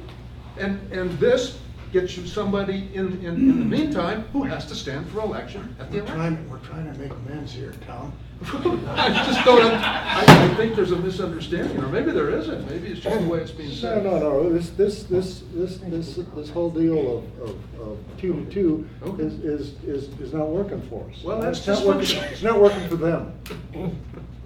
So, we need to, we just, we're all friends here. Okay. What the heck? So I'm totally lost. What are we doing? Well, the motion failed. The motion The failed. motion to go with an appointment, Right. option one, failed. Yes. And so that leaves you with nobody. So essentially, option two becomes what you decided. By default. By default. Yes. yeah. All right. I just want to make sure. Not necessarily, because we got 60 days. Well, it could come up again, yeah. Yeah, We and that's can what put I this- was just telling we them. can put this Let's on the talk agenda. about this, you know? It's okay if we put it off for 2 weeks and talk But we about don't it. have a meeting in 2 weeks, do we, or not? Have what? We have a meeting in 2 weeks? Scheduled. Yeah. Yeah, I mean, it just. Dennis, you wanted to put it off, just table it for 60 days? Let's Well, do no, it. you Let's can't do do it that. until next Oh, you week. can't? Well, no, because you gotta get the. And it's from the date of his passing. You gotta Which get was the last person council appointed, you meeting. gotta get him May put 21st. into the county elections documentation and his, try to do it at least 30 days in advance of that. You I kind don't of, see any problem with advertising and accepting applications and Oh, interviewing there's candidates. no problem with that whatsoever. Right, well, Yeah. that's option one, and interviewing the candidates in a public forum and choose one or not. that's true. Right, but at that point, you have the option. You're not mandated to choose anybody. Right. There may be 10 candidates and you don't like any of them. They're not qualified. Don't choose any of them. But if we don't advertise and we don't publicize and we don't reach out to the community and let them know we're down one, and we think it's healthy, the democratic process, because of the debates and the discussions and the decisions that are made, we do need an odd number. Oh, Otherwise, we run the risk of yeah, next. I understand, I get that all So day I would long, highly but- suggest that you allow But staff. see, if we can't all four agree on it, it goes down in flames. Well, anyway, we're at that point we are now. Yeah. But we tried, Yeah, well, yeah. but we tried. But see, So I would suggest that we do you do allow us to advertise and you do interview candidates in a public forum. And Would you you be choose okay with one that? or you don't. and that'll be fine, Huh? but, yeah, that works. And that's That option works. one, Yeah. that you just voted down. No matter what you choose, it will go to the election in November. Right. So. people And have that a person, chance. say you do appoint somebody, and that person may or may not choose to throw their hat in the ring for the election in November. If they threw their hat in the ring for the election in November and they won, then the people spoke. If they lost, the people spoke. Right. Well, what happens Right. if they're not in Ed's district? It They doesn't do not matter. have to be in Ed's district. He's This- at large. This is an at-large He's an at-large. candidate. And so the person that you appoint may choose not to throw their hat in the ring also. This is a bridge to get us from here now to November. So the democratic process, the discussion, the debate, and the decisions can be properly made in a public forum. And that's option one. Gotcha. What's your pleasure? Can you live with that? I believe I can. All right, I'll make a motion, again, that we go ahead with option one and just advertise right now and get the information out to the public so they know that it's an at-large position for 2 years. And that we get a slate of candidates, and maybe we could all agree 4-0 on one, or, yeah, 4-0 on one candidate. 4-0 on one, on the one that is. But here's the thing. It goes back to what is unclear to the community because of the questions that were asked tonight. It needs to be presented in a very, not just an article from Greg or not an article from anybody. It needs to be in a full presentation form with the district names, with everything that affects this process.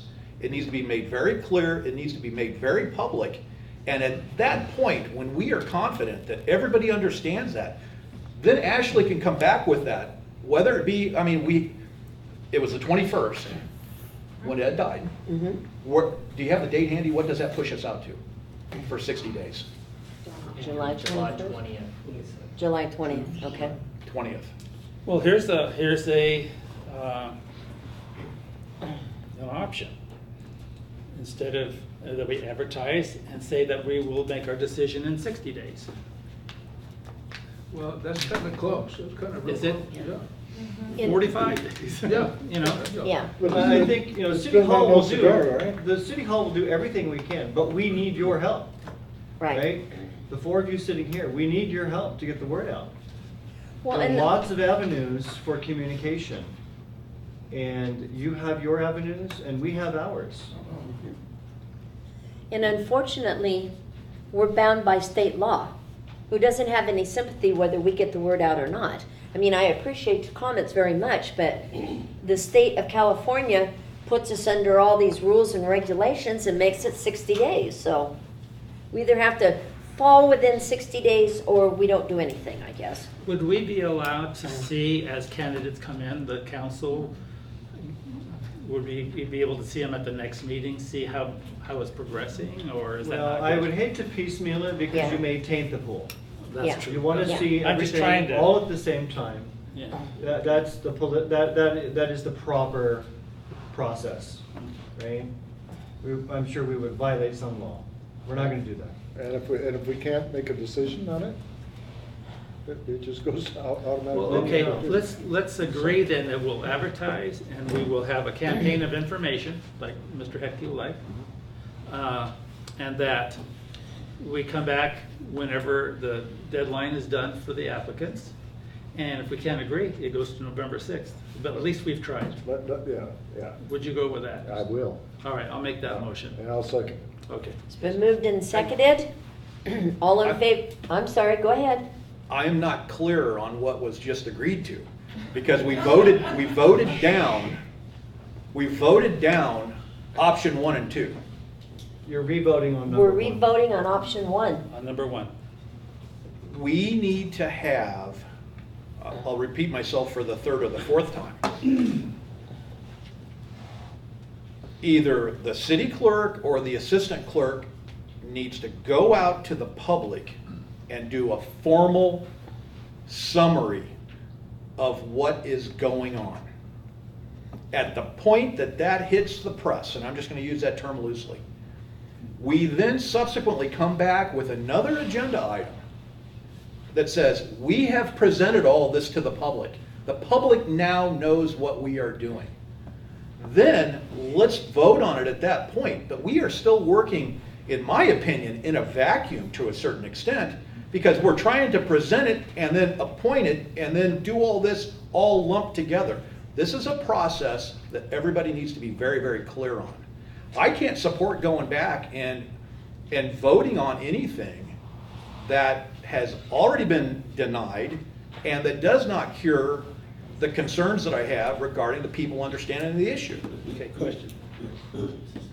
How long would you be happy with having a campaign of information and then at the next meeting have this back on the agenda? If we flip the switch tonight, Phil, and either the assistant or the clerk goes out and publishes this pronto, it could be back in front of us next week, or sorry, at the next meeting.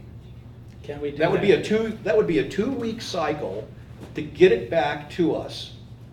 Everybody would be very, very clear and aware of what the situation was, and then at that point, we take the vote on it and we go with the process. We have to get the information in front of the people. Yeah. Yes, sir? You want to run, Alan? I've done my part.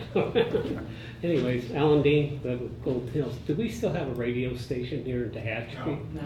No. How about Bakersfield get on one of their talk news things? Because a lot of people listen to the, trying to think of that one, Jazz McKay, for instance. A lot of people listen to that. And there are other radio talk show hosts. And if somebody,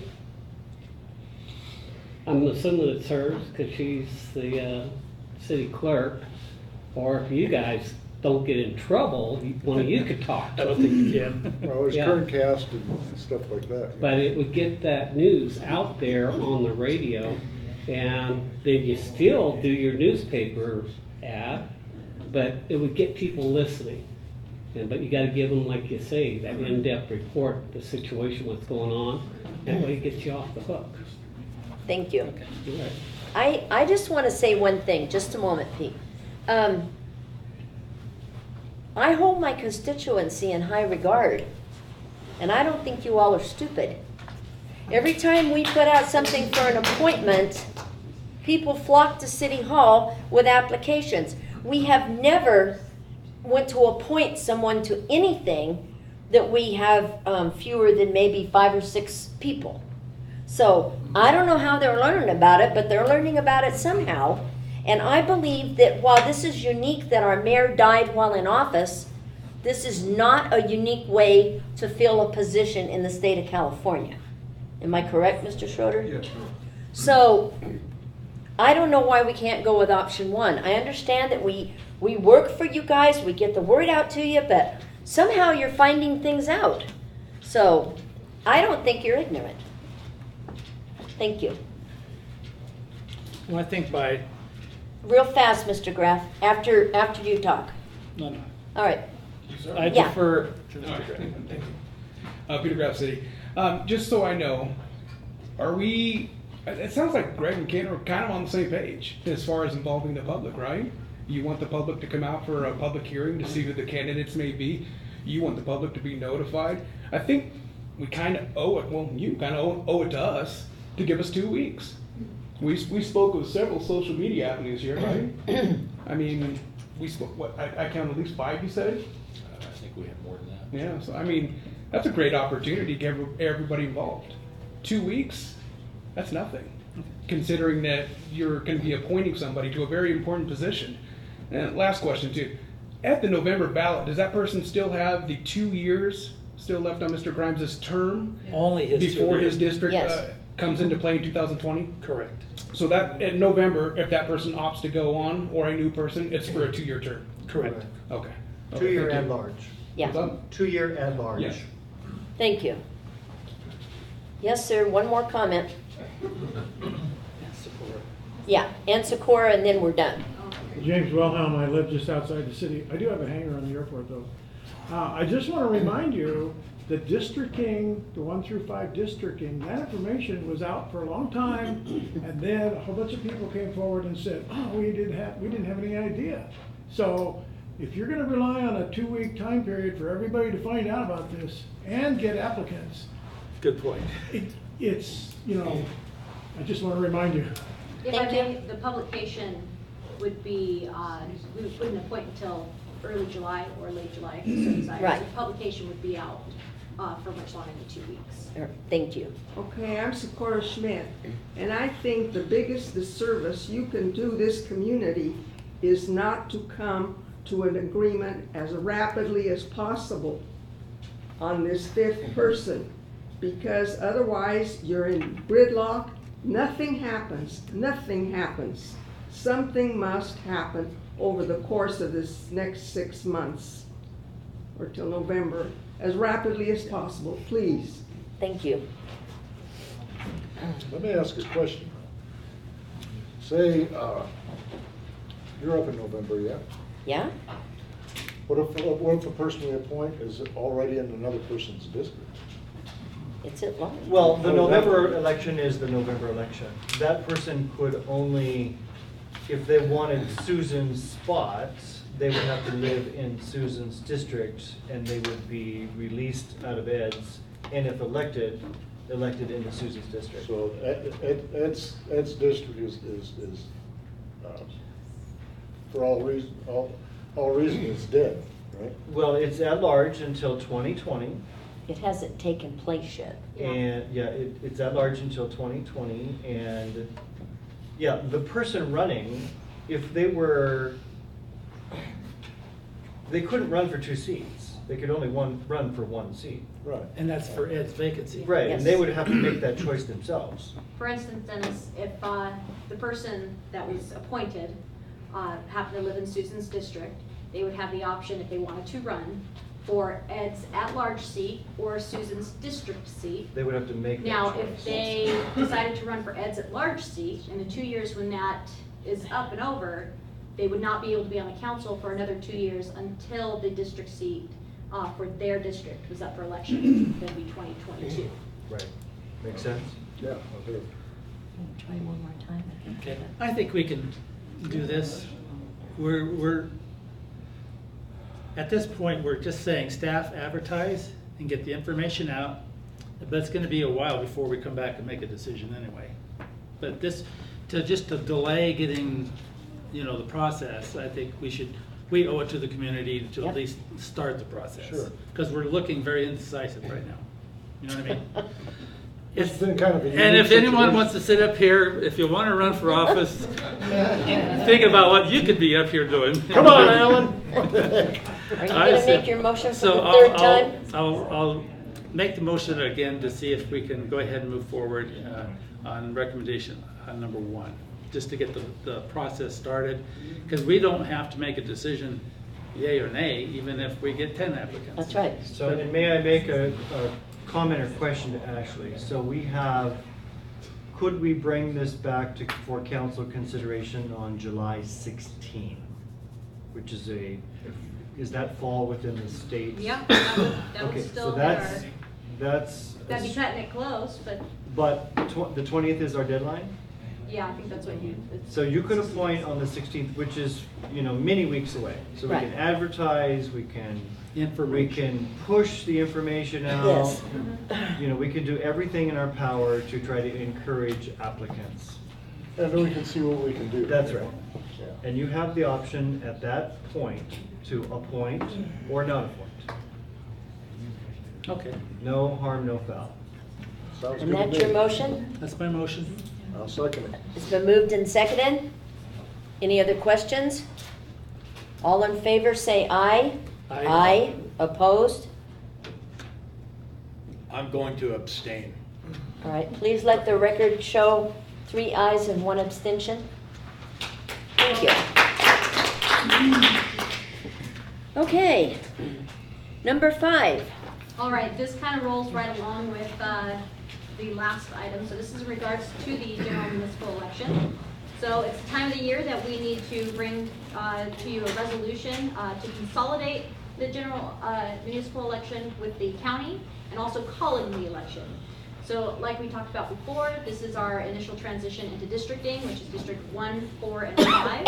So we'll have those 3 seats, which are all full-term 4-year seats. And then we will also have the 1 member of the council at large, which is a short term of 2 years. And also the city treasurer, which is also at large, which is also a short term of 2 years. If you remember, Jenny Burke was our elected treasurer, and we had to appoint, since again that was in the first half of her term, we need to bring this to the election. So with that, I'd recommend that you adopt the resolution calling and giving notice of the holding of a general municipal election to be held on Tuesday, November 6th, 2018, for the election of certain officers as required by the provisions of the laws of the state of California relating to general law cities, and adopt a resolution requesting the Board of Supervisors of the County of Kern to consolidate a general municipal election to be held on November 6th, 2018, with a statewide general election to be held on the date pursuant to Government Code Section 10403 of the Elections Code.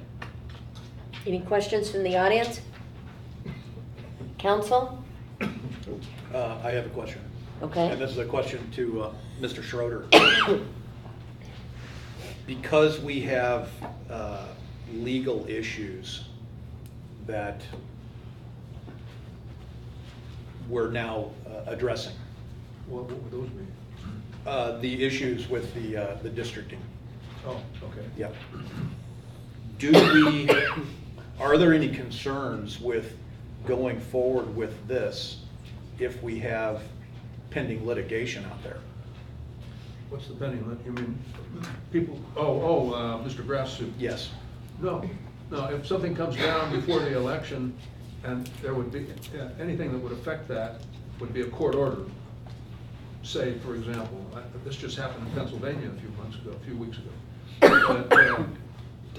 The districting was illegal, or we're still working on that, so in the meantime, you can't have your election, or you must have it at large.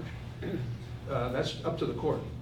In the meantime, we have to process as if we're going to go through with what we've got.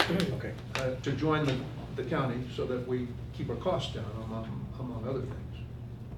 Okay. No, the legal issues wouldn't affect this. Okay. That was my only question, Ms. Mayor. Thank you. Any other questions? Thanks, Mr. Schroeder. I'll entertain a motion. You can make that motion to approve? Yes, sure. I'll second. Been moved and seconded. All in favor say aye. Aye. Aye. Opposed?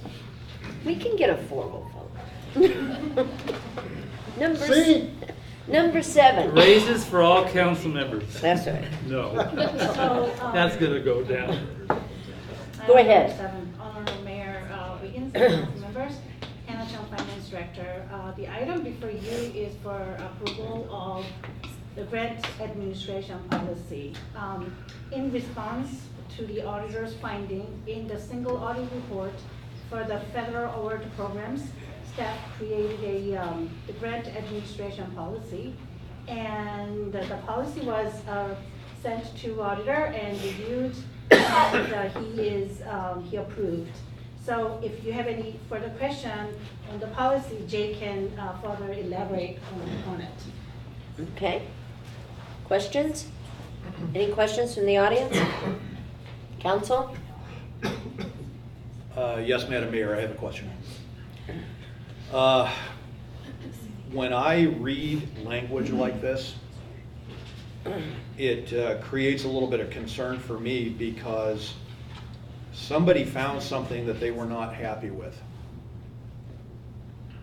They, in turn, came back with a recommendation to put, in my opinion, very stringent language in place to make sure that what they found doesn't happen again.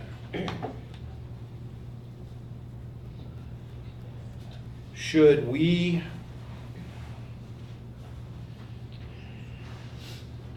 as a council go back and ask for further information regarding some of these issues that somebody latched onto in the past and bring those forward? I'll take it. Yeah. I would fervently disagree with the statement that they found something wrong. Auditors' jobs are to review our books and to ensure that there's clarity of process. This single audit is a federal mandate when we receive federal money, that there be a separate audit of the way we spend those federal monies. And they asked Finance Director Chung if we had a policy stated down that simply outlined the process we take for choosing which grants to go after, how to receive those funds, and then expend those funds in compliance with those grant documents. Our answer was no, we didn't have a policy, a written document that says how we do that. And so they produced at the end of their final report a recommendation, also known as a finding in accounting terms, that we create a policy, which is what we're presenting to you today. The policy is literally, the policy was largely written by my staff and approved by me, and is an exact regurgitation of the process we've followed for 10 years under my leadership for exactly how we do grants. Nothing's changed. This policy doesn't change the way we do business. And so I disagree with the characterization that this is somehow a determination of fault or mistake that's made. This is simply the auditor doing their job and us progressing as a city. How does this happen in a city? How does a city make a policy other than somebody decides one day that we ought to have a policy? So sometimes policies get created because people make mistakes, but sometimes policies get created because staff decides one day, this is a little unclear, we need a policy. And so that's what you have before you. This is exactly the process we utilize when we go after new grants, and then the process we use in executing those grants. So, And is this policy your policy then? This is yours? That you wrote this policy? no, the policy, we went to several other cities to look at theirs, and then we customized a sample that we found for our policy, for how we do business. So it was driven by an auditor? Well, sure. That was clear to Okay, me. well, I That mean, you were doesn't- giving me your opinion, so I'm going to give you my opinion. So an auditor wasn't happy with the way you were utilizing the money that was. No, that's Oh, not written all right. anywhere in that auditor's Okay. document. The auditor I didn't say, can- you're I making can- mistakes, fix your mistakes. The auditor said, we believe you should have a policy. We said, okay, here's the policy. Can Great. I just jump in? Auditor's finding is not, we are misappropriating the grant money. His finding is, we should have this process in written. So that's basically what he's asked, so that's what we're doing. And so this is not uncommon for, I mean, if you look at the big cities, every single, even the ones that you go out, you have to have a policy, but we're still growing and we're building a lot of policies, as you can see.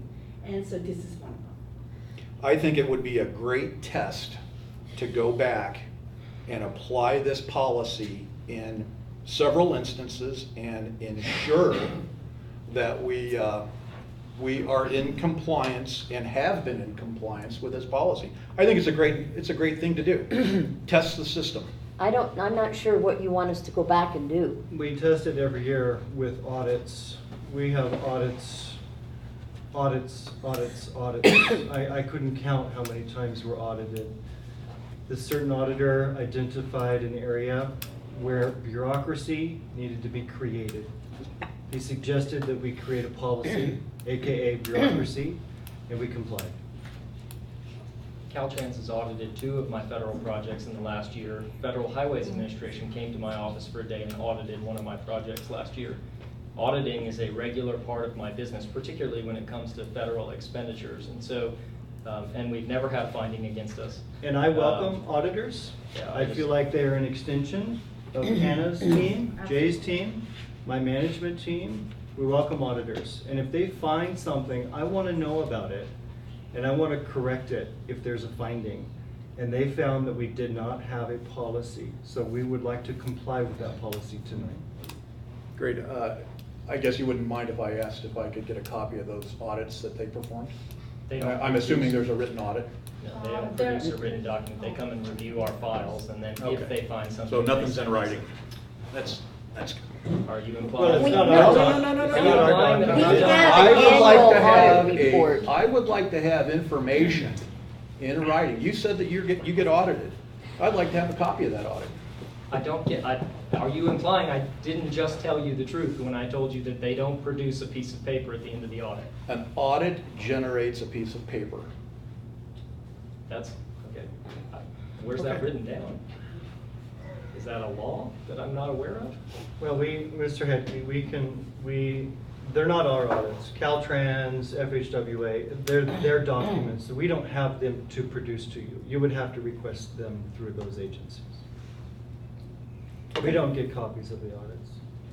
We get a letter saying thank you for complying with all the rules and regulations. However, we found in this instance, you need to create a policy. That's what we're asking for tonight. And this is not our annual audit where we get an audit report. This is a single audit. Right. We're asking for a policy. I'll make a motion on staff's recommendation to adopt a resolution establishing a policy on requirements for grant administration. Do I have a second? I'll second the motion. It's been moved and seconded. All in favor say aye. Aye. Aye. Aye. Opposed?